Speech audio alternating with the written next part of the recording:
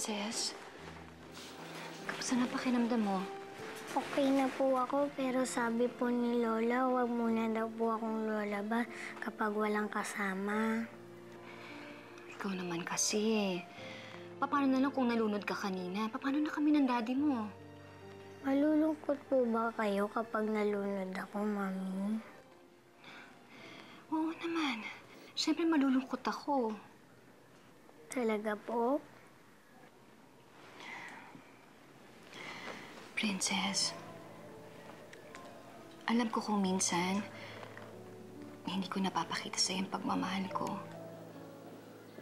Pero maniwala ka. Mahal kita. Kaya ayokong may mangyayari sa'yo masama. Kaya dapat ingatan mo sarili mo, ha? Opo, mahal ko po kayo, Mami. Mahal na mahal.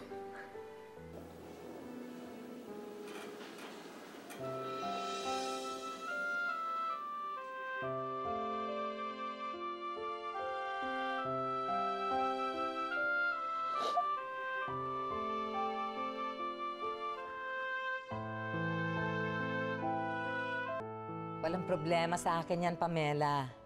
Welcome na welcome kayo dito sa bahay habang wala pa kayong matutuluyan dito sa Manila. Anong oras ba flight nyo? Ipapasundo ko kayo sa driver. No problem. Don't worry about it. Okay. I'll see you later then. Bye-bye. Mama, sino si Pamela? Pamangkin ko. Pinsan ni Enrico. From her office from Cebu, dito muna siya ma-assign. So, dito muna sila sa bahay, kaya ihanda mo ang guest room. Apa? Oh, kumusta na si Princess? Di ba nilagnat?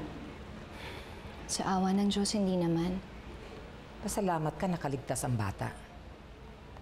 Kaisa-isa mong anak, hindi mo maalagaan. Hindi na po mauulit.